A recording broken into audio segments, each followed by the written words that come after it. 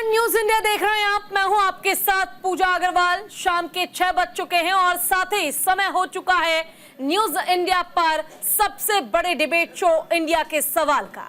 हरियाणा में कांग्रेस की हार के बाद कांग्रेस में मंथन का दौर जारी है। दिल्ली से लेकर हरियाणा तक मंथन पर मंथन किया जा रहा है। हार कैसे हुई, ये कांग्रेस के लिए सबसे बड़ी पहेली बनी हुई है। लेकिन बीजेपी कांग्रेस के हार को अंतरकलह बता रही है, यानी कि अंतरकलह कांग्रेस की हार की सबसे बड़ी जिम्मेदार है, ये बीजेपी का कहना है। बीजेपी के हरियाणा अध्यक्ष मोहन लाल बड़ौली ने कहा कि हार के लिए जिम्मेदार सीधे तौर पर हुड्डा है और इसके लिए वही जिम्मेदार रहेंगे। कांग्रेस में हार पर लगातार मंथन किया जा रहा है, लेकिन सवाल है क्या कांग्रेस इस मंथन से जीत का मंत्र निकाल पाएगी? इसी पर देखिए हमारी खास रिपोर्ट और फिर चर्चा में आगे बढ़ेंगे।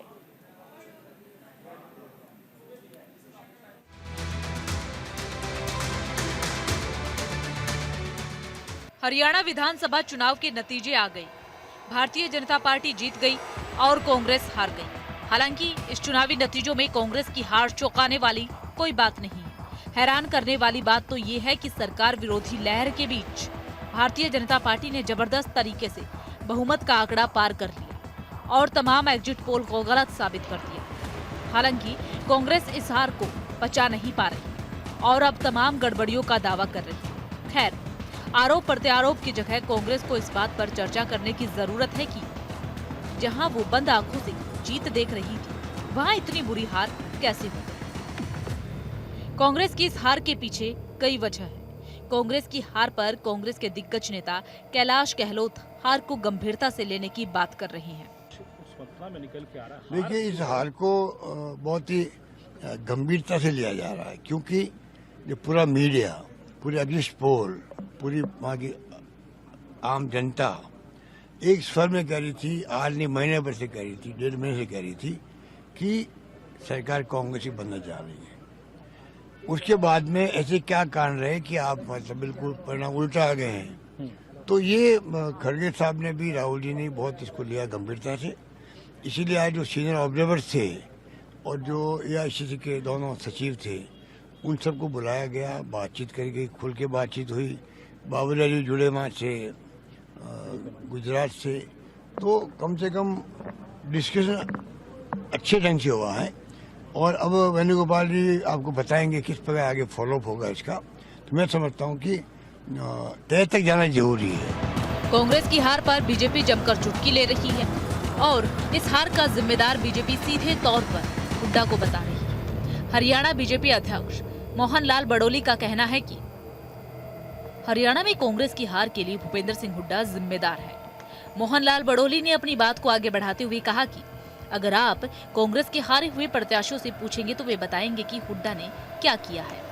लेकिन ये भी जाहिर है कि बीजेपी ने कुमारी सैलजा को साइडलाइन करने के मुद्दे को भरपूर तरीके से भुनाया। हरियाणा में टिकट के बंटवारे के दौरान भूपेंद्र सिंह हुड्डा का पूरा दबदबा देखने को मिला, चाहे वो टिकट बंटवारे को लेकर हो या फिर चुनावी प्लानिंग की।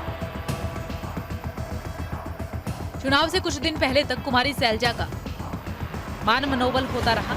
आलम यूं रहा कि पार्टी के राष्ट्रीय अध्यक्ष मल्लिकार्जुन खड़गे को अपनी रैली को रद्द करना पड़ा। कुमारी सैलजा ने खुलेआम कह दिया था कि वो सीएम पद की हकदार है। भूपेंद्र सिंह हुड्डा अपने घर में तय करेगी सीएम कौन बनेगा।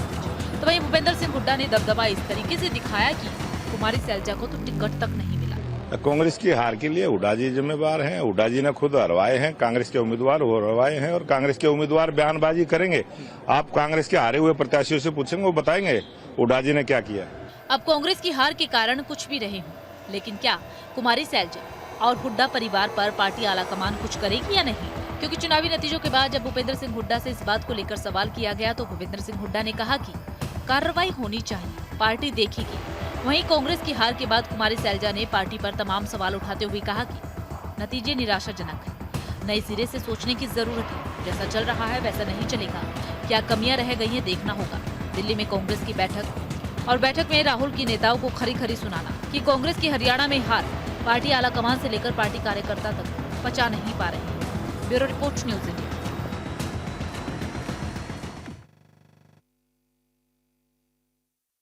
तो देखिए, खास रिपोर्ट जो है हमारी वो भी आपने देखी, जिसमें साफ तौर पर हरियाणा में क्या थे समीकरण और किस तरह अचानक से बदलाव हुआ, इसको लेकर ये रिपोर्ट तैयार की गई। हरियाणा में जहां एक तरफ कांग्रेस की जीती हुई बाजी कांग्रेस हार गई है, तो वहीं अब इसका जिम्मेदार जो है वो भूपेंद्र सिंह हुड्डा को बताया जा रहा है बीजेपी की ओर से। चले, हमारे साथ हमारे गेस्ट का पैनल जो है वो जुड़ चुका है। एक बार उनका परिचय आपसे करा दूं। हमारे साथ फजील अहमद है, राजनीतिक विश्लेषक, दिनेश सिंह है, राजनीतिक विश्लेषक, हर्ष रंजन है, वरिष्ठ पत्रकार, अंश वत्स प्रवक्ता है कांग्रेस के, और साथ ही डॉक्टर हिमांशु शुक्ला है, प्रवक्ता है बीजेपी के। आप सभी का सबसे पहले स्वागत है न्यूज इंडिया पर। और शुरुआत अंश जी मैं आपके साथ ही करना चाहूंगी। देखिए, आज लगातार मंथन किया जा रहा है कि हार के पीछे कारण क्या है। आपको क्या लगता है, आखिर ये पूरी जीती हुई बाजी कांग्रेस किस कारण से हार गई होगी? क्या ऐसी परिस्थिति रही होगी कि जनता कांग्रेस पर भरोसा नहीं जता पाई? सबसे पहले आपके सभी दर्शकों को मेरा नमस्कार। जी नमस्कार। देखिए, आज जब हम विधानसभा चुनाव के बाद विश्लेषण करने बैठे हैं, तो ये विश्लेषण हम भी कर रहे हैं, आप भी कर रहे हैं, सब और तमाम राजनीतिक विश्लेषक भी कर रहे हैं, क्योंकि ये सिर्फ हम नहीं कह रहे थे कि कांग्रेस पार्टी की सरकार आ रही है, बल्कि ये तमाम राजनीतिक विश्लेषक भी कह रहे थे, तमाम जो एग्जिट पोल हम सबके सामने आ रहे थे उसमें भी यही आ रहा था कि कांग्रेस पार्टी की एक प्रचंड बहुमत की सरकार बनने जा रही है। बिल्कुल। उसके बाद जो परिणाम हम सबके सामने आए, उससे कहीं ना कहीं हम ये कह सकते हैं कि वो जमीनी हकीकत के बिल्कुल विपरीत परिणाम थे। अगर वो जमीनी हकीकत के बिल्कुल विपरीत नहीं थे तो एग्जिट पोल में ऐसा क्या था, ऐसा क्या दिखा कि जो कांग्रेस पार्टी की प्रचंड बहुमत की सरकार बन रही थी? कुछ एकाध राजनीतिक विश्लेषक कह सकते हैं कि कांग्रेस पार्टी की सरकार बन रही है, लेकिन अगर तमाम राजनीतिक विश्लेषक ये बात को स्वीकार कर रहे हैं, अगर तमाम मीडिया चैनल्स इस बात को स्वीकार कर रहे हैं कि हरियाणा में सरकार विरोधी लहर थी और कांग्रेस पार्टी की सरकार बन रही है, तो अर्थात कुछ तो जमीन पर दिख रहा था आधार। तो वो क्या कारण थे, उसके लिए आज हमारी मीटिंग भी हुई थी हमारे राष्ट्रीय अध्यक्ष खड़गे जी के घर पे, और उसके तमाम जो पहलुओं पे चर्चा की जाएगी। लेकिन ये स्वाभाविक है कि ये जो परिणाम आए हैं ये जमीनी हकीकत के विपरीत है और इसको हम स्वीकार नहीं करते। यानी आप भी ईवीएम को जिम्मेदार ठहराएंगे?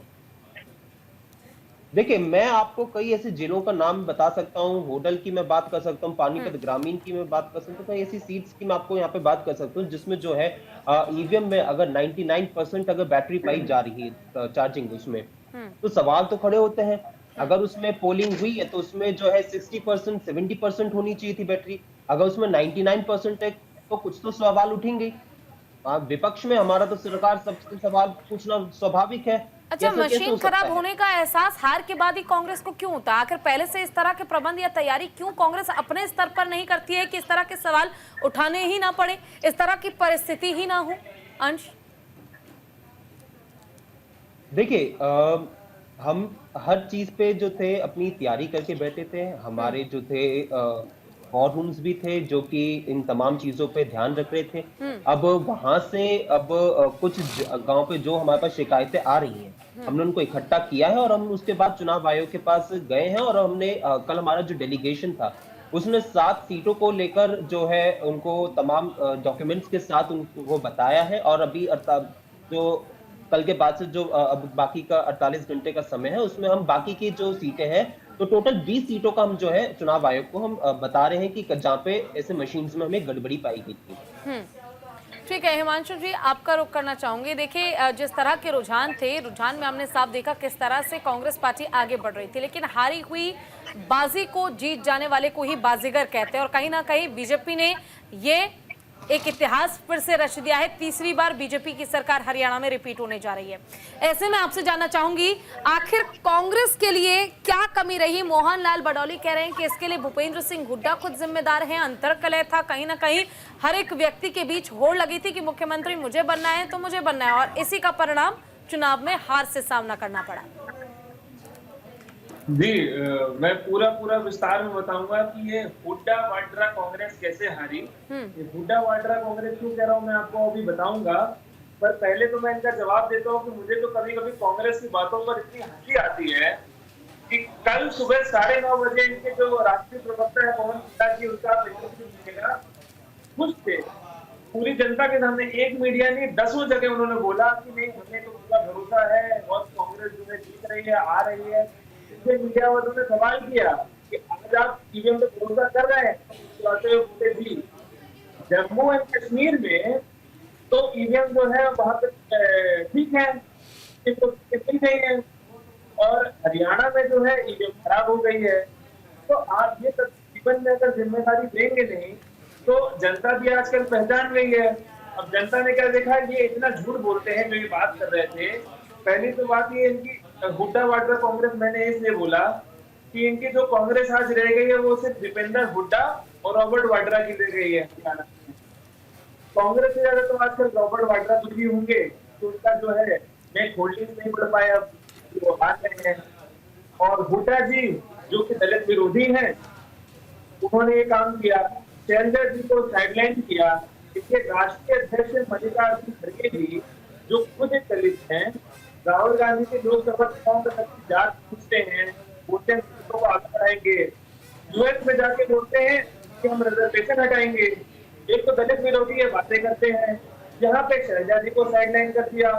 तो जनता इनकी झूठों को आप पकड़ चुकी है। इसके अलावा जब इनकी सरकार थी तब इन्होंने लैंड होल्डिंग के फ्रॉड किए, धरती पर किया, झूठे वादे किए, जॉब के फ्रॉड किए। मतलब देखिए, पर्ची निकलती है उनको जॉब मिलेगी और फिर ये लोग ये सपने सजो के बैठे हैं कि जनता इनको जिताएगी। जबकि हमने क्या किया है, लाडो लक्ष्मी योजना का प्रस्ताव रखा है, 21,000 रुपए जो है हर महिला को मिलेंगे। 36 बिरादरियों को हमने जो है अपलिफ्ट किया है, 133 करोड़ रुपए हम किसान से जो है माफ कर रहे हैं, 24 फसलों का एमएसपी हटाया है। ये सब देखने के बाद जो है हमारी बाजी आई है। ये कोई 5 मिनट 10 मिनट का खेल नहीं था जो आई है, ये जनता पहले से जानती थी कि हम जीतेंगे। यानी कह सकते हैं कि सबका साथ सबका विकास की स्ट्रेटेजी जो है बीजेपी की वही काम आ गई और हरियाणा में हारी हुई बाजी भी भारतीय जनता पार्टी जीत गई। ठीक है, फजील जी हमारे साथ जुड़े हुए हैं। फजील जी, आपसे जानना चाहूंगी, देखिए आप तो राजनीतिक विश्लेषक है और क्योंकि हम सभी विश्लेषण कर रहे हैं कि आखिर ये हो कैसे गया और इस बार हरियाणा में परिवर्तन की उम्मीद लग रही थी लेकिन जनता का समर्थन बीजेपी को मिला है। हालांकि ये डिफरेंस जो है 7 सीटों का काफी ज्यादा तो नहीं है, लेकिन देखिए बीजेपी जीत तो जरूर गई है। आखिर आपसे समझना चाहूंगी, बीजेपी को आखिर क्या ऐसी उनके हाथ स्ट्रेटेजी लगी हुई है कि हारी हुई बाजी को भी वो तमाम राज्यों में जीत जाते हैं, नॉन जाट वोटर्स उनसे छिटके, लेकिन बावजूद इसके आखिरकार रिजल्ट उनके पक्ष में आया। फजील जी,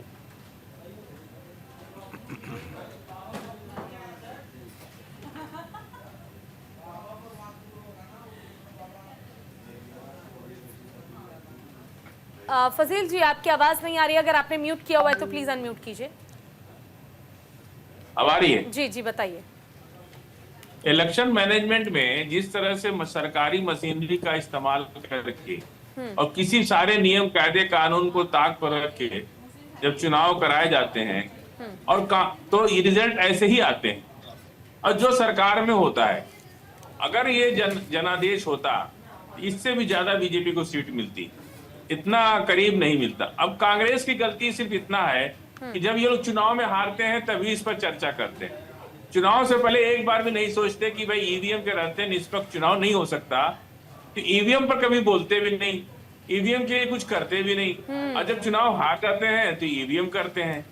सुप्रीम कोर्ट ने ईवीएम मशीन वीवीपैट के अंदर सिर्फ काला शीशा हटा के सफेद शीशा लगा दिया तो 240 में सिमट गए ये लोग। और अगर ईवीएम हट जाता 100 सीट लोकसभा में, ये लोग 500-600 के अंतर से जीते 100 सीट। तो जिस तरह से कांग्रेस लड़ते लड़ते आखिर में चूक जाती है, उसी तरह से हरियाणा के अंदर भी ओवर कॉन्फिडेंस और ये सोचे बिना कि ईवीएम उनका सबसे बड़ा, आखिर इतना ईवीएम जनता जब कह रही आप बैलेट से करा लीजिए, चुनाव बैलेट से करा के दिखा लीजिए, जब इतना जनादेश आपको मिल रहा है तो क्यों डर रहे हैं बैलेट से? आखिर जनादेश आपके साथ है तो आप छोड़िए दुनिया की बात, आप बैलेट से करा लीजिए और इससे ज्यादा सीट जीत के आइए। हमको तो उम्मीद है कि 90 में 80 सीट ये जीत गए होते अगर बैलेट से होता तो बीजेपी जीत गई होती। तो बीजेपी को अगर इतना कॉन्फिडेंस है अपने ऊपर कि हमने जनादेश से प्राप्त कर लिया है, तो आप बैलेट से कराओ चुनाव। जनता वो भी सब मुंह बंद हो जाएगा सबका कि भाई चलो अब तो बैलेट से हो गया। तो ये सब धांधली है और चुनाव को मैनिपुलेशन किया जा रहा है।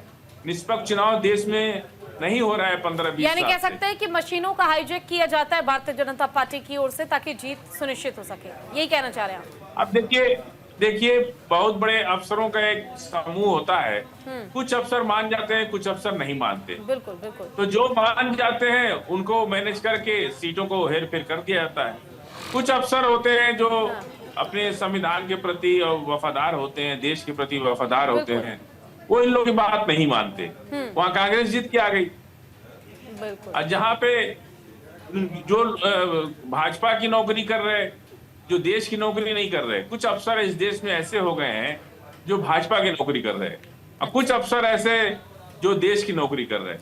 तो जो देश की नौकरी कर रहे हैं वो जनता के जनादेश को खड़ा करके और उनको निष्पक्ष चुनाव करा रहे हैं, वहां कांग्रेस जीत रही है।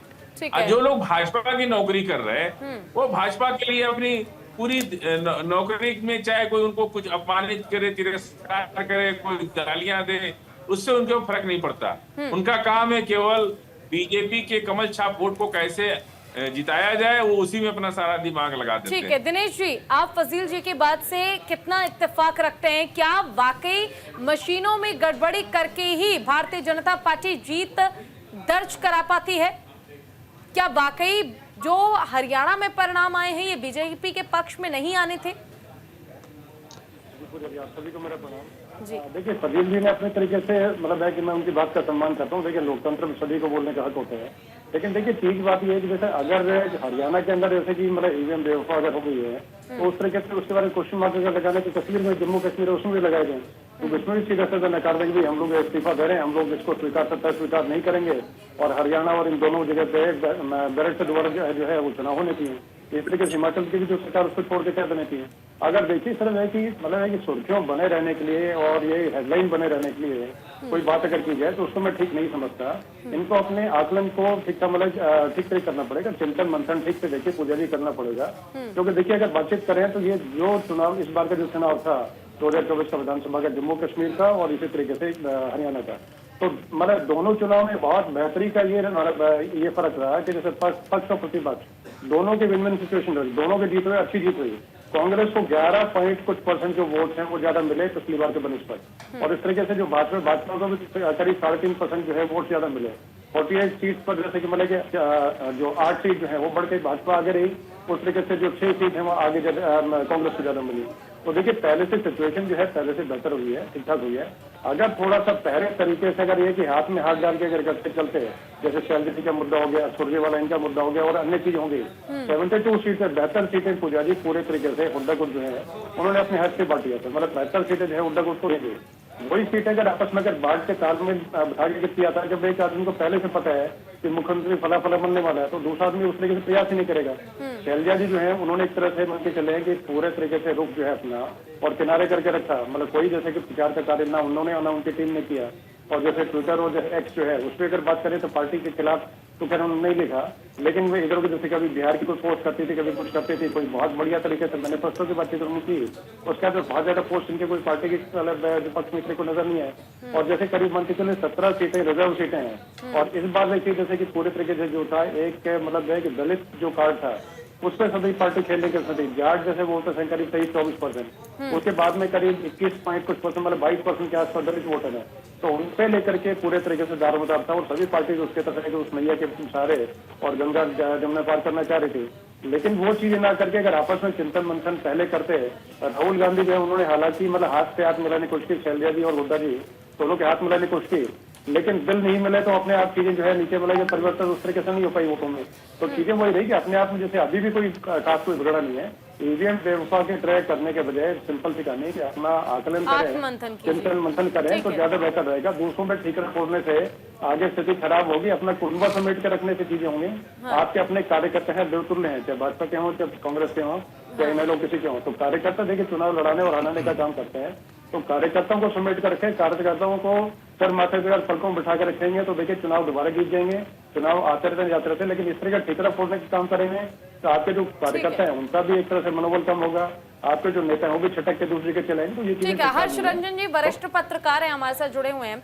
हर्ष रंजन जी, आपने सभी के मतों को सुना और क्योंकि आप एक वरिष्ठ पत्रकार हैं, तमाम चुनाव आपने अपने सामने देखे होंगे, आपसे जानना चाहूंगी क्या वाकई हरियाणा में जो हुड्डा गुट और जो कुमारी सैलजा का गुट है, कहीं ना कहीं आपसी तकरार, और आखिर में जब सैलजा काफी नाराज थी, कांग्रेस पार्टी ने बहुत मुश्किल से उन्हें मना तो लिया था, लेकिन उस नाराजगी का प्रभाव तब तक पड़ चुका था लोगों पर, और कहीं ना कहीं आखिरकार नुकसान भी इसलिए ही झेलना पड़ा है क्योंकि गुटबाजी कांग्रेस की खत्म नहीं हो रही है। बिल्कुल ठीक कहा आपने। और अब जबकि सारे नतीजे आ गए हैं, सारे नंबर्स आ गए हैं, तो अब कहीं इस चर्चा में कहीं कोई दो मत है ही नहीं कि कांग्रेस अपनी वजह से हारी है।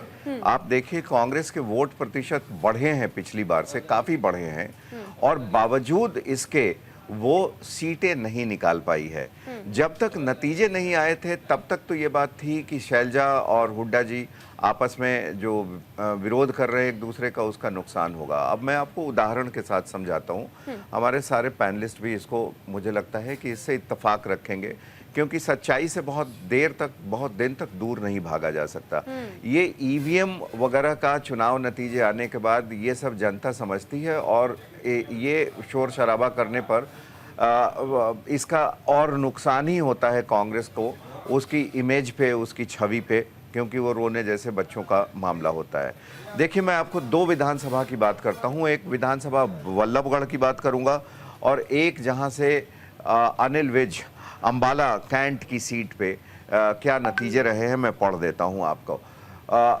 इन दोनों जगहों पर कांग्रेस के जो उम्मीदवार जिनको टिकट दिया जाना था, अपने रीजनल छत्रपों के कहने पर, उनके दबाव में आकर कांग्रेस ने वो टिकट नहीं दिया। अनिल विज बीजेपी के विनिंग कैंडिडेट हैं अंबाला सीट से, इनको 59,000 कुछ वोट मिला है, ठीक है।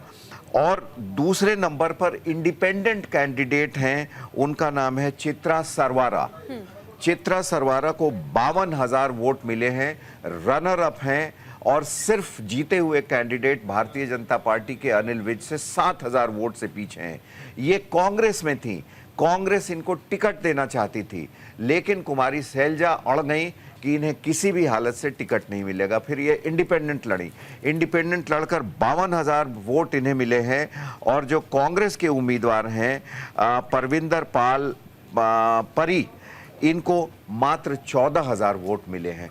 तो आप स्वयं देखिए कि आपने क्या खेल किया है, कौन से वोट की राजनीति की है। वल्लभगढ़ सीट से मूलचंद शर्मा जीते हैं भारतीय जनता पार्टी के, और इंडिपेंडेंट कैंडिडेट शारदा राठौर, जिनको कांग्रेस को देना चाहिए था टिकट, उनको मिले हैं 44,000 वोट, और कांग्रेस को मिले हैं 8,000 मात्र वोट। पराग शर्मा, श्रीमती पराग शर्मा। तो ये दो विधानसभा सीटों के उदाहरण से मैं बता सकता हूं कि किस तरीके से टिकट बंटवारे में कांग्रेस ने एक बहुत बड़ा फ्लॉ किया है। और ये तो सिर्फ 2 सीटों की बात है, 17 सीटें ऐसी थीं जहां पर कांग्रेस के जो बागी कैंडिडेट थे वो खड़े हुए। तो होना क्या है, राहुल गांधी कह के जाते हैं अमेरिका कि आप आम आदमी पार्टी से समझौता कर लीजिए, लेकिन लोकल छत्रप खास करके भूपेंद्र हुड्डा एंड फैमिली, उन लोगों ने नहीं किया, उस बात को बनने नहीं दी। एक टिकट मांगते रहे समाजवादी पार्टी के अखिलेश यादव, आपने उनको तक टिकट नहीं दिया। वहां पर कम से कम आते, चुनाव प्रचार कराते, यादव वोट जाते, ओबीसी जाते। 23% जाट में कितना जाट है, ऐसा नैरेटिव चला लोगों ने कि सारे नॉन जाट एक तरफ हो गए। यही वजह है कि कांग्रेस से कोई ऐसा नहीं है। आप देखिए कि हरियाणा में कांग्रेस से वोटरों ने कोई बहुत ये नहीं किया है, दूरी नहीं बनाई है। दोनों को लगभग बराबर वोट मिले हैं, 0.8% की कमी है। लेकिन कुछ सीटें कांग्रेस की ऐसी हैं जहां जीत का मार्जिन बहुत है और बाकी जगह बहुत कम है। जैसे 70,000 वोट से जीते स्वयं हुड्डा जी। इस वजह से लग रहा है कि वोट प्रतिशत ज्यादा रहते हुए भी सीटों में तब्दील नहीं हो पाया।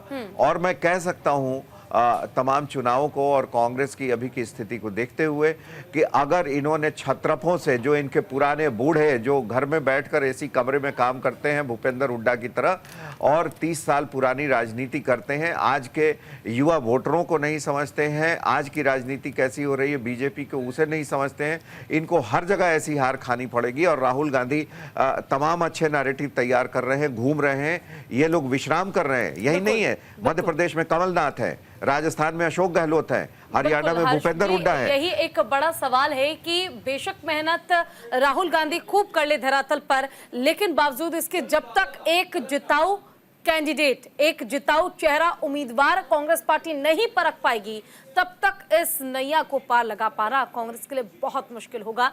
बीच मझधार में ही राजनीति के ये नाव फंसी रहेगी और राहुल गांधी इसी तरह देश का भ्रमण करते रहेंगे। वक्त छोड़ से ब्रेक का है, जल्द लौटेंगे, आप सब बने रहिएगा हमारे साथ।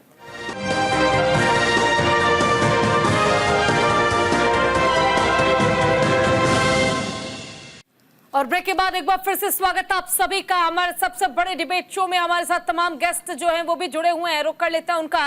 अंश जी, आपके पास अब आना चाहूंगी। देखिए, तमाम हमारे साथ जो गेस्ट हैं वो जुड़े हुए हैं और बता रहे हैं कारण कि कहां कहां कांग्रेस की कमी रही। क्या आपको भी वाकई लगता है कि चेहरे को पहचान पाने में कांग्रेस कहीं ना कहीं पीछे रह गई और जातीय समीकरण को साधने के चक्कर में आपने जिताऊ चेहरे को नहीं चुना और यही बना आपके लिए हार का कारण? देखिए, जब अगर कोई पार्टी जीतती है, भाजपा अगर जीते तो उसके एक पहलू पे चर्चा की जाएगी कि ये हो सकते हैं, और अगर कांग्रेस पार्टी हारेगी तो 10 कारण आते हैं। और मैं ये बात से इनकार नहीं कर रहा हूं कि इन सभी जो पहलू सामने आ रहे हैं फैक्टर से, उस पे मंथन नहीं किया जाएगा। अगर आपने मेरा पिछला वक्तव्य सुना होगा तो मैंने स्पष्ट कहा था कि तमाम पहलुओं पे चर्चा की जाएगी, जिसके लिए आज हमारी जो थी कांग्रेस अध्यक्ष खड़गे जी के आवाज पे मीटिंग भी हुई थी और उसके बाद फैक्ट फाइंडिंग कमेटी का भी गठन किया गया है। हाँ। अच्छा अंश जी, माफ कीजिएगा रोक रही हूँ आपको बीच में। इसी बीच एक सवाल और पूछना चाहूंगी आपसे। देखिए, मल्लिकार्जुन खड़गे की अध्यक्षता में एक बैठक बुलाई गई जिसमें राहुल गांधी भी शामिल हुए, तमाम नेताओं को बुलाया गया, लेकिन कुमारी शैलजा और रणदीप सुरजेवाला के सहित कई नेताओं से दूरी भी बनाई गई इस बैठक में। आखिर क्यों, इसके पीछे क्या कारण है? क्यों कुमारी शैलजा को अचानक से चुनाव के परिणाम आते ही किनारे कर दिया गया? देखिए, किसी को किनारे नहीं किया गया है। आज जहां तक मुझे खबर आई है, शायद से आज भूपेंद्र सिंह हुड्डा जी भी मीटिंग में शामिल नहीं थे। जहां तक मुझे जानकारी है, आज अशोक गहलोत जी थे, अजय माकन जी थे और जो परिवेशक थे और हमारे पार्टी के वरिष्ठ नेता थे वो थे। तो हरियाणा के जहां तक मुझे याद है, जानकारी है, दीपक बाबरिया जी जो प्रभारी हैं वो बैठक में शामिल थे। तो ऐसा नहीं है कि किसी को भी दरकिनार किया गया है। जो फैक्ट फाइंडिंग कमेटी है, जहां तक मुझे जानकारी है, वही सभी हरियाणा के नेताओं से और जो हमारे उम्मीदवार थे सभी से वही चर्चा करने वाले हैं। रही बात जो आपके पिछले सवाल पे मैं आना चाहूंगा और जिस प्रकार से सभी पैनलिस्ट ने बात की। देखिए, हम ईवीएम पे इसलिए बात कर रहे हैं, प्रशासन पे इसलिए बात कर रहे हैं। अगर आपको याद होगा कि जैसे ही आचार संहिता लग गई थी, उसके बाद किस प्रकार से भाजपा की सरकार ने तमाम पुलिस कमिश्नर्स के, पुलिस ऑफिशियल्स के जिस प्रकार से उन्होंने ट्रांसफर किए, तो सवाल उठते हैं उन पर। अगर मुख्यमंत्री नायब सिंह सैनी जी अगर वो कहते हैं जिस दिन परिणाम आने वाले हैं उससे एक दिन पहले प्रेस कॉन्फ्रेंस करके कि हमने बहुमत का जो है पूरी व्यवस्था कर ली है, तो वो क्या व्यवस्था की है, तो उसके बाद उनके सवाल आते हैं। अगर जो बैटरी की मैंने यहाँ पे बात की, अगर वो आता है कि 99% वो चार्ज थे, तो भाजपा पे सवाल उठते हैं। इसलिए कांग्रेस पार्टी जो है ये बात कह रही है कि इस और जो परिणाम आप सबने एग्जिट पोल में देखा, ओपिनियन पोल में देखा, और जो ग्राउंड रियलिटी थी, वो तो कांग्रेस पार्टी तो चलो कहेगी कि हमारी सरकार बनी है, लेकिन आप लोग भी अगर कह रहे हैं, इस बात को स्वीकार कर रहे हैं कि सत्ता विरोधी लहर है, तो और उसके विपरीत अगर परिणाम आ रहे हैं तो सवाल उठते हैं। बिल्कुल सवाल उठते हैं अंश जी, लेकिन यहाँ पे बड़ा सवाल एक और है, वो भी मैं आपसे पूछूंगी, लेकिन इसका जवाब हिमांशु जी से ले लेते हैं, प्रवक्ता है बीजेपी के। हिमांशु जी, क्या वाकई बीजेपी पर अब जो इस दौर में आरोप लगाए जा रहे हैं कि ईवीएम मशीन को हाईजैक कर लिया जाता है, अधिकारियों को खरीद लिया जाता है, बीजेपी जीत के लिए शाम दाम दंड भेद हर एक उपाय अपनाती है कि जीत उनके पाले में ही हो, क्या वाकई लोकतंत्र की हत्या का पूरा प्लान तैयार बीजेपी ने कर रखा है और चाहे कोई भी राज्य हो बीजेपी वहां पर जीत के लिए चाहे जो करना पड़े सब कुछ करने के लिए तैयार है, चाहे वो गलत हो या सही, लोकतंत्र की हत्या हो या नहीं? मैं पहले तो आपसे पूछना चाहूंगा कि पूजा जी, आपको मुझे बुलाने से पहले बताना चाहिए था कि आज कांग्रेस के 2 प्रवक्ता यहाँ बैठने वाले हैं। फाजिल जी बैठे तो है राजनीतिक विश्लेषक के तरीके, लेकिन बात ऐसे कर रहे हैं कि कांग्रेस के प्रवक्ता हैं। आप फाजिल जी एक विश्लेषक होते हुए आप आरोप लगा रहे हो सुप्रीम कोर्ट पे, अधिकारियों पे, इलेक्शन कमीशन के अधिकारियों पे, तो गवर्नमेंट एग्जाम क्लियर करके आए हैं कि वो बीजेपी के नौकर हैं। आपको सोचते हुए बोलते हुए किसी की शर्म नहीं आई है? आप सरकारी अधिकारी जो काम कर रहे हैं, मेहनत कर रहे हैं दिन रात, आप उन पर सवाल उठा रहे हो। कांग्रेस अपना काम करती नहीं है, कांग्रेस कोई काम करती नहीं है।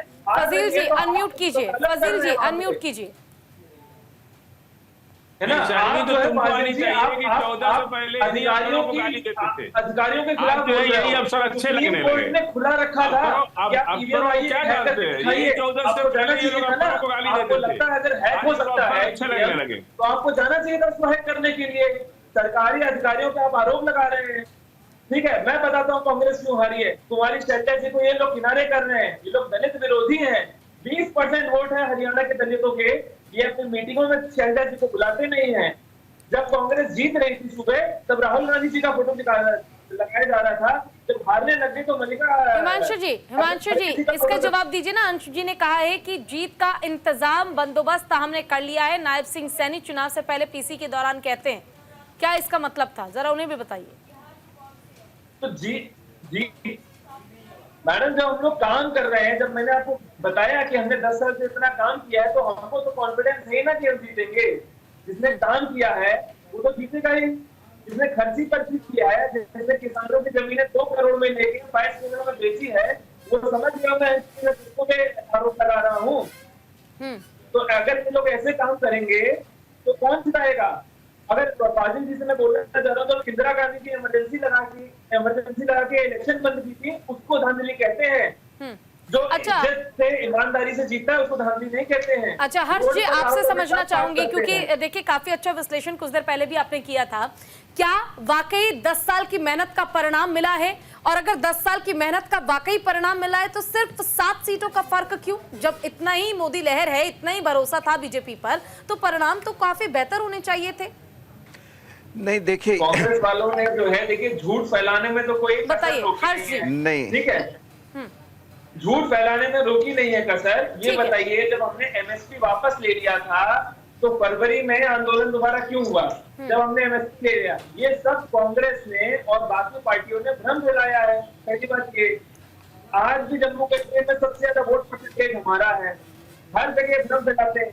इवन मैंने यूपी में लोकसभा चुनाव के बाद था, तो ये लोग 9:30-10 बजे तक घेरे में कांग्रेस वाले जाते हैं और वहां से आम जनता से बोलते हैं कि हमको। अच्छा हिमांशु जी, हरियाणा में तो काफी बोल रहे हैं, जम्मू कश्मीर में फिर क्या हुआ? वहां पे भी तो आपने 370 हटाया, 35A को हटाने का काम किया। तमाम जो लोगों के पास अधिकार नहीं भी थे, खुलकर जीने का अधिकार बीजेपी ने दिलाया, बावजूद इसके परिवर्तन हो गया वहां पर। तो वहां तो बीजेपी को समर्थन मिला ही नहीं। क्या 10 साल का काम वहां पर नहीं देखा था जनता ने? क्या लोगों को नहीं देखा कि केंद्र में रहते हुए कितना काम किया गया? चुनाव के एक दिन पहले उमर अब्दुल्ला जी का आप सुनिएगा, उन्होंने खुद बोला है कि कश्मीर में जो बदलाव आया है वो आज तक नहीं रहा है। आज तक इतना बदलाव नहीं आया है, इतना इंप्रेसिव। और जम्मू में आज तक हम कभी सब जीते हैं और आज तक all time maximum vote percentage किया है। सिर्फ और सिर्फ हम वहां हारे हैं जहां पे मुस्लिम परसेंटेज रहा है, वो कांग्रेस ने जीती है। और कांग्रेस तो हर जगह से, कांग्रेस को भारत तो आजकल हर चीज में छूट दिया है कि हमको उसको हटाना ही है। चलिए ठीक है हर्ष जी आप बताइए, एक तरफ जीत एक तरफ हार, 10 साल की मेहनत पर इतना ही भरोसा, तो हरियाणा में जीत गए लेकिन कांग्रेस में हार, वहां पे जम्मू कश्मीर में हार, माफ कीजिएगा। देखिए जम्मू कश्मीर पे मैं थोड़ी देर में आता हूँ, पहले हरियाणा की चर्चा कर ले। ठीक है, ये बात सही है कि वहाँ बीजेपी सरकार बना रही है, लेकिन हरियाणा चुनाव की अगर बहुत डीपली हम व्याख्या करें तो दरअसल वहाँ बीजेपी की जीत हुई नहीं है। ठीक है, सरकार बना रही है और उसे पूर्ण बहुमत भी मिला है, सिंपल मेजॉरिटी मिली है। अब सावित्री जिंदल जी ने भी उनको समर्थन कर दिया है, आने वाले समय में कुछ और लोग करेंगे, 50 से ज़्यादा विधायक हो जाएंगे। लेकिन ये दरअसल बीजेपी की जीत है नहीं, इसे आप ऐसे व्याख्या करिए पूजा कि ये कांग्रेस की हार है। कोई वजह नहीं थी कि इस बार हरियाणा में कांग्रेस की सरकार नहीं बनती, लेकिन जब आप अपने को हार ऐसी चालें चलते हैं, ऐसे आपके एटीट्यूड हो जाते हैं, आपका ईगो बहुत हो जाता है, इंटरनल बिकरिंग्स फाइटिंग्स बहुत हो जाती हैं, महत्वाकांक्षा बहुत हो जाता है, घमंड अहम बहुत हो जाता है, तो वो कहीं ना कहीं से नुकसान करता है और इसी का फ़ायदा बीजेपी को मिला है। चूँकि ये बात तो देखिए हरियाणा के अंदर ये स्पष्ट है ना कि बीजेपी और कांग्रेस दो ही पार्टी है, बाईपोलर इलेक्शन है, तीसरा कोई दल नहीं है। तो ऐसे में अगर एक दल कोई गलती करता है तो उसकी गलती का जो खामियाजा है उसे मिलता है और उसका फ़ायदा दूसरे दल को मिलता है। कदाचित अगर बहुत सारी पार्टियां हों, मजबूत पार्टियां हों, जैसे उत्तर प्रदेश में है, जैसे कर्नाटक में है, तो आप समझ लीजिए बिहार में भी आप देखिए 3, 4, 5 पार्टियां हैं, मजबूत पार्टियां हैं, तो उसमें डिस्ट्रीब्यूट होता है, फ़ायदा भी डिस्ट्रीब्यूट होता है, आपकी गलतियां भी डिस्ट्रीब्यूट होती हैं। यहाँ तो जो आपका फ़ायदा हुआ वो दूसरों की गलती से हो गया है, वरना मनोहर लाल खट्टर को भी पोस्टर से क्यों हटाना पड़ता, उन्हें मुख्यमंत्री से पद से क्यों हटाना पड़ता, उन्हीं के नायब सैनी को क्यों लाना पड़ता, मोदी जी इतना कम रैली क्यों करते। बीजेपी भी मान चुकी थी पूजा और ये बीजेपी वाले भी स्वीकार करते हैं, ऐसी बात नहीं है कि कांग्रेस की स्थिति अच्छी है, 10 साल में एंटी इनकम्बेंसी फैक्टर हुआ है। ये मैं कहूँगा कि कांग्रेस के जो लोकल लीडर्स हैं, लोकल क्षत्रप हैं, उन्होंने ये परोस को बीजेपी को दे दिया है और जब परोस के दिया है तो बीजेपी को बढ़िया से सरकार चलानी चाहिए, जाहिर सी बात है, इसमें कहीं कोई दो मत नहीं है, इसमें बहुत कोई आकलन और अब वो करने की जरूरत है नहीं। दरअसल बिल्कुल ओपन एंड शट केस है, there is no secret at all. ठीक है फजील जी, आप क्या कहेंगे? देखिए तमाम आरोप आप पर भी लगाए गए कि आप तो कांग्रेस के प्रवक्ता है, कांग्रेस का पक्ष आप ले रहे हैं, लेकिन अगर इसका जवाब कैसे देंगे? क्या वाकई कांग्रेस की हार जो है वो कांग्रेस नहीं पचा पा रही है, अपने अंतर कलह, नाराजगी और तमाम लड़ाई झगड़ों को? जिस तरह के सर ने भी कहा कि अपने अंदर के आप पहले रावण को मारिए तभी तो आप आगे जी पाएंगे या फिर चल पाएंगे, लेकिन जब आपके अंदर का रावण ही नहीं मरेगा तो रणनीति एक निष्पक्ष तरीके से कांग्रेस तैयारी नहीं कर पाई और उसी का परिणाम है कि हार हाथ लगी। मुझसे पूछ के पूजा जी। जी जी बोलिए फजील जी। देखिए हर्ष जी ने जो बात कही, मैं सब उनकी बातों से काफी इत्तेफाक रखता हूँ, लेकिन देखिए कांग्रेस की एक बहुत बड़ी पार्टी है, उसकी अपनी मजबूरी भी कुछ है, और ये जो 2 सीट की चर्चा कर रहे हैं, इस तरह की गलतियां होती हैं, हर पार्टी में होती हैं। हाँ। बीजेपी में भी हुई है। 9 इतना इनका अच्छा काम था कि 9 मंत्री हार गए इनके, और खट्टर साहब को तो भेजना ही पड़ा। दूसरी समस्या पूजा जी जो बीजेपी की हुई कि समाजवादी पार्टी को 1 सीट दे देते, 5 सीट 6 सीट आम आदमी को दे देते, 5 सीट उनको दे देते। ये एक बहुत बड़ा विषय है कि ऐसा क्यों नहीं कांग्रेस कर रही है। देखिए देश में पिछले 10 साल के अंदर बीजेपी बार बार जो है ऑपरेशन लोटस चला करके जो चुनी हुई सरकार को भी गिराने का काम करती है, विधायकों को खरीद फरोख्त करती है। तो जिन विधायकों को अगर ये रेवड़ी की तरह सीटें बांट दे कांग्रेस, 5 सीट तुम ले लो, 3 सीट तुम ले लो, 6 सीट तुम ले लो, तो इन छोटे छोटे दलों को जिनके पास 4 सीट 5 सीट का आंकड़ा होता है, ऐसे परिस्थिति में जहां 1 सीट 2 सीट को लेकर के सरकार नहीं बन पा रही है, तो इन विधायकों को रोकना बहुत मुश्किल हो जाता है। चाहे वो समाजवादी पार्टी के विधायक हों या बहुजन समाज पार्टी के विधायक हों या आम आदमी पार्टी के विधायक हों, जिनकी संख्या 5-6 4-5-6 होती है, ऐसे विधायकों को रोक पाना खुद उनकी पार्टी के नेतृत्व के सामने भी संकट आ जाता है। तो कांग्रेस ने एक फैसला किया है कि हम इस तरह का जो जनादेश है, इसमें नहीं जाकर के जहां हमारी स्थिति मजबूत है हम वहां अकेले लड़ेंगे, जहां दूसरे दलों के साथ हमारा गठबंधन होगा और दोनों मजबूत होंगे, वहां हम बराबर की सीटों पर लड़ेंगे। इसी तरह जम्मू कश्मीर में देखिए महबूबा मुफ्ती नहीं जुड़ सकी उस गठबंधन में, 2 सीट में सिमट गई। तो अगर मान लीजिए आज वहां पे जिसे जम्मू कश्मीर में चुनाव पूरी तरह से ये लोग हार चुके हैं बीजेपी के लोग, लेकिन अभी भी वहां प्रयासरत जारी हैं, और कल को अगर 5, 6 या 10 MLA जीत जाते पीडीपी के, तो उनको तो तोड़ देना बहुत आसान काम था, पार्टी ही टूट जाती, 4-5 एमएलए टूट जाते, 3-2 एमएलए टूट जाते, सरकार बना लेते ये लोग।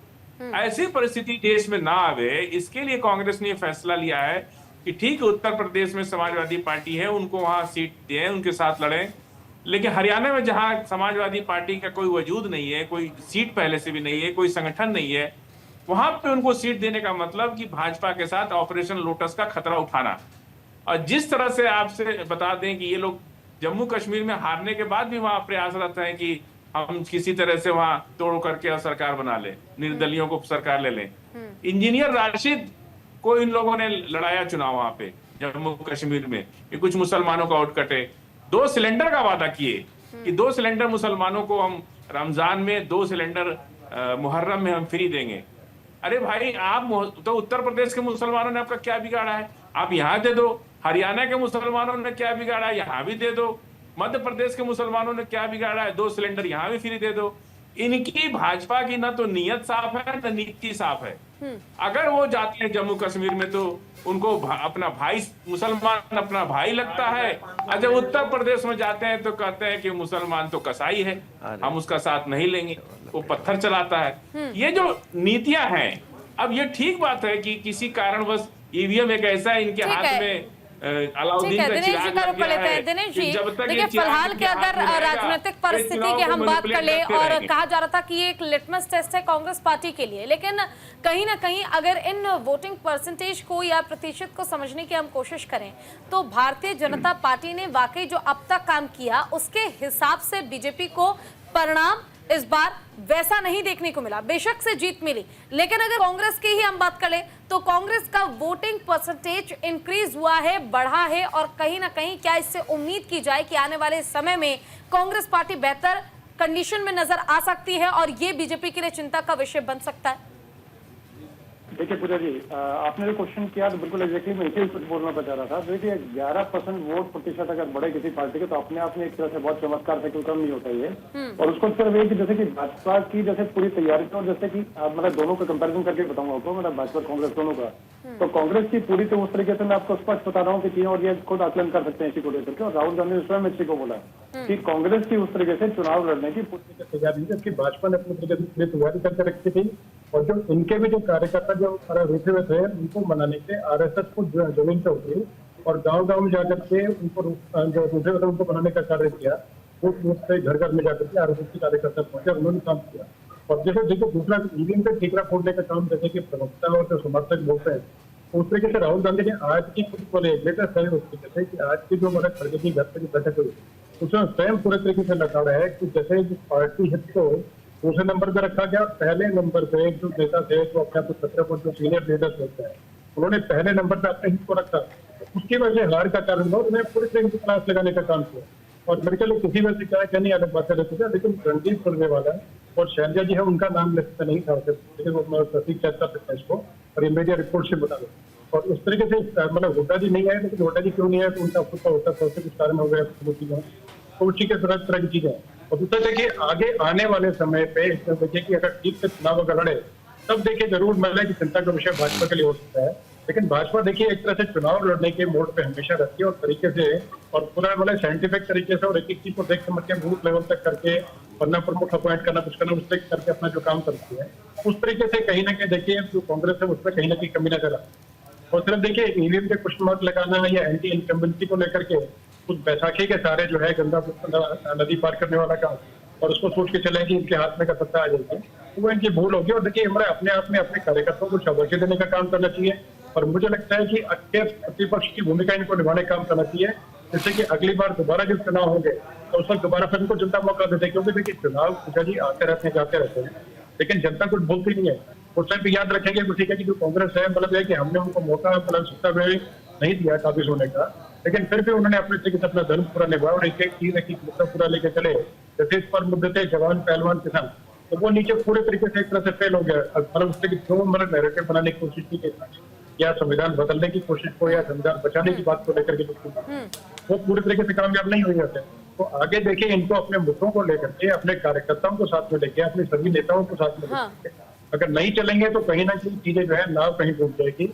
उसी को लेकर ठीक ठाक नहीं रहेगा मुझे लगता है। और इसी तरीके से कश्मीर की अगर बात करें तो कश्मीर में भी जो अपने जो कुत्ते जैसे कि इनके बड़े नेता थे गुलाम नबी आजाद, उनको क्यों छोड़ना पड़ा, क्यों नाराज होकर के पार्टी छोड़ के गए? और अगर छोड़ के गए तो उनको राहुल गांधी स्वयं मनाते या और कुछ अन्य तरीके से करते हैं।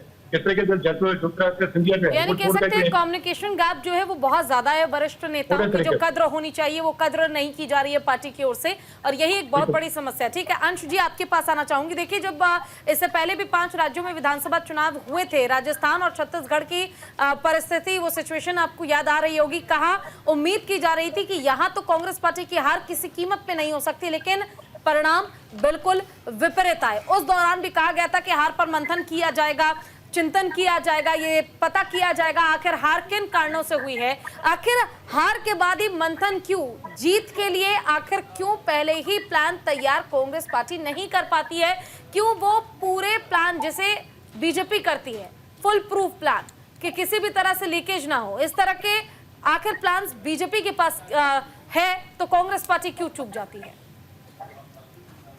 अगर बीजेपी के पास ऐसे प्लान्स होते हैं तो उनके हाथ से कर्नाटक कैसे गया? अगर बीजेपी के पास ऐसे प्लान्स हैं तो उनके हाथ से बंगाल कैसे गया?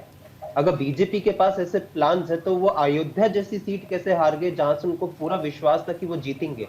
अगर बीजेपी के पास ऐसे प्लान्स है तो वो उत्तर प्रदेश जैसा राज्य जहां पे उनकी इतनी अच्छी सरकार चल रही है, जिसका मॉडल वो पूरे देश में लेकर चलता है, उस प्रदेश में उनकी सीटें कम कैसे हो गई? देखिए, ये जनता का फैसला होता है।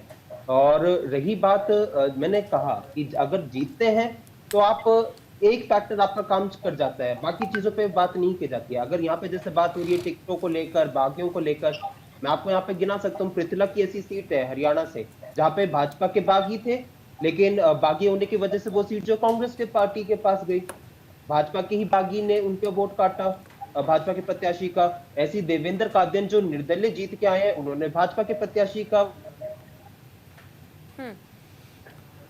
ये वही बात तो स्वीकार तो कर रहे हैं, ठीक है। इसी वजह से तो कांग्रेस की हार हुई और इसी वजह से बीजेपी को जो सीटें मिलनी थी और मिल सकती थी अगर वो नहीं काटते तो। बिल्कुल हिमांशु, हाँ बोलिए प्लीज। शायद उनकी आवाज नहीं आ रही है, इसलिए आपके पास पूजा समय भी कम होगा। हाँ जी। तो मैं आपको एक उदाहरण देता हूं कि किस तरीके से कांग्रेस ने अपनी सीट काटी है। जींद जिला है, जींद में आप मान लीजिए कि 5 विधानसभा की सीटें हैं। बड़ा ही इंटरेस्टिंग केस है क्योंकि कांग्रेस भी अपना देख रही है कि क्यों हारी है, इसकी विवेचना हो रही है पार्टी में। बीजेपी भी कर रही है सीट वाइज विवेचना। तो मैं यहाँ पर एक सीट बताता हूँ। जींद में 5 सीट में से 4 सीट भारतीय जनता पार्टी को मिली है।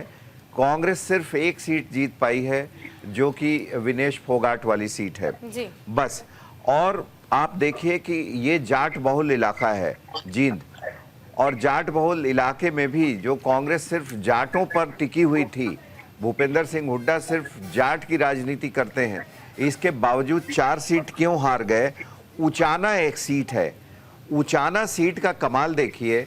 यहाँ ब्राह्मण उम्मीदवार खड़ा किया था भारतीय जनता पार्टी ने और इनकी जीत सिर्फ 32 वोटों से हुई है, 32 वोट से हुई है। क्यों हुई है इसकी वजह मैं बता देता हूं कि हर पार्टी ने कितने जाट उम्मीदवार खड़े किए। देखिए, भाजपा का बागी उम्मीदवार यहां था, जबकि भाजपा ने ब्राह्मण उम्मीदवार अपना दिया था और भाजपा का बागी उम्मीदवार जाट था, उसको 13,000 वोट मिले हैं। कांग्रेस के बागी उम्मीदवार को 31,000 वोट मिले हैं उचाना सीट से। दुष्यंत चौटाला जाट, इनके उम्मीदवार को 8,000 वोट मिले हैं। INLD को 2600 वोट मिले हैं, इनके भी जाट उम्मीदवार थे। और आम आदमी पार्टी के कैंडिडेट जो कि जाट थे, उनको 2400 वोट मिले हैं। और कांग्रेस उम्मीदवार विजेंद्र सिंह जाट, छोटू राम के पोते, सिर्फ 32 वोट से चुनाव हारे हैं। आप ये सोचिए कि 6 जाट उम्मीदवार थे। हर्ष जी, मैं थोड़ा सा बस एक सेकंड लूंगा। जी जी। बहुजन समाज पार्टी ने तो 90% जाट उम्मीदवार दे दिया पूरे हरियाणा में। ये सब भी तो फैक्टर है ना। अगर 2000-1000 वोट इस तरह से आते हैं बिल्कुल, तो उसका भी तो नुकसान कांग्रेस को ही उठाना पड़ा ना। बिल्कुल। आप तो ये भी देखना पड़ता है कि भाई बहुजन समाज पार्टी और लोग कैसे, क्या कॉम्बिनेशन है। नहीं, बिल्कुल आप हमारी ही बात को आगे बढ़ा रहे हैं। तो ये एक एक सीट पर अगर आप देख लें कि जहां 32 उम्मीदवार से हार हुई है उनकी, तो इस तरीके से अगर कांग्रेस के बागी उम्मीदवार नहीं रहते, और ये बागी क्यों हुए हैं वहां के लोग, ये सबको पता है। राहुल गांधी की दरअसल वहां चली नहीं। लार्जर पिक्चर मुझे ये लगता है कि देखिए, मैं न भाजपा की ओर से बोलता हूं न कांग्रेस की ओर से बोलता हूं, मुझे लगता है कि देश में एक सरकार होनी चाहिए, सशक्त सरकार होनी चाहिए जो कि अभी है, और उतना ही सशक्त विपक्ष भी होना चाहिए, तभी ये गाड़ी आगे चलती है। और अगर विपक्ष की भूमिका ठीक से अभी कांग्रेस को निभानी है, अगले 5 साल एक एक राज्य पर कब्जा करना है, सत्ता लेनी है, तो उन्हें यहाँ दिल्ली में बैठकर कुछ बड़े फैसले लेने होंगे, जैसा कि बीजेपी करती है। बीजेपी को आप मामूली मत समझिए। नायब सिंह सैनी को खड़ा कर दिया तो क्या उनका विरोध नहीं हुआ वहां पे हरियाणा में? यहाँ भजन लाल शर्मा को राजस्थान में बना दिया तो क्या विरोध नहीं हुआ? इस तरीके के फैसले कांग्रेस हाईकमान को भी लेने पड़ेंगे। वो लोकल छत्रपों के इसमें न रहें, नहीं तो राष्ट्रीय लेवल पे उनको नुकसान होगा। जी पूजा। बिल्कुल। हिमांशु जी, आपसे भी अब लास्ट रिएक्शन लेना चाहूंगी क्योंकि समय हमारे पास बहुत कम है। देखिए, अब जीत हो गई है, क्या इस जीत के तर्ज पर ये समझा जाए कि अब आने वाले समय में जो 2 राज्यों में चुनाव होने हैं, उत्तर प्रदेश में उपचुनाव होने हैं, चाहे फिर महाराष्ट्र हो या फिर हो आपका झारखंड, हर जगह बीजेपी अपनी तरफ से पुरजोर मेहनत करेगी और उसका परिणाम भी मिलेगा, जनता का प्यार सपोर्ट मिलेगा? जी बिल्कुल मिलेगा। और हम हमेशा जो है, कभी हमने जो है शॉर्ट टर्म, जैसे कांग्रेस जो है ना, वो हमेशा शॉर्ट टर्म जीतने की कोशिश करती है। चुनाव के समय उसको लोगों की याद आती है, वो जल्दी जनगणना करना है, लोगों को बांटना है, पर हम हमेशा जो है लॉन्ग टर्म सोचते हैं। जैसे अभी घाटी के लोग बात कर रहे थे, तो जम्मू और कश्मीर में भी हमने जो है कभी ऐसा काम नहीं किया, का काम नहीं किया। हमने सिर्फ जो है लोगों की सेवा का काम किया कि लंबे समय तक इंफ्रास्ट्रक्चर रहेगा, अस्पताल बनेंगे, आर्मी का कॉरिडोर जो है इंक्रीज किया। तो इससे हमें वोट नहीं मिले, लेकिन हमारा क्या है, हमारा काम बढ़ा, हमारी इज्जत बढ़ी। दूसरी बात जो है, दूसरी बात जो है सरकारी कर्मचारियों पे जो है क्वेश्चन कर रहे थे, अब वो विधायकों पे क्वेश्चन कर रहे हैं। पूजा जी, मेरा एक सवाल बस पूछ लीजिए कि 2 सिलेंडर यूपी के मुसलमानों को मिलेगा कि नहीं? फाजिल जी, मुझे बोलने दीजिए ना। मेरे के मुसलमान को मिलेगा? ठीक है, अब आप सभी का बहुत बहुत शुक्रिया कि इस मुद्दे पर तमाम सवाल के जवाब देने के लिए आप हमारे साथ जुड़े, लेकिन फिलहाल वक्त बहुत कम है। आप सभी का बहुत बहुत शुक्रिया। अब देखना ये होगा कि हरियाणा में हार पर मंथन के बाद आखिर कांग्रेस पार्टी क्या इसका विश्लेषण निकालती है और उस पर किस तरह से काम किया जाता है, क्योंकि आगामी समय में और भी राज्यों में चुनाव होना अभी बाकी है और हरियाणा में मिली जीत का सदुपयोग आखिर भारतीय जनता पार्टी कैसे करेगी। फिलहाल के लिए बस इतना ही। नमस्कार।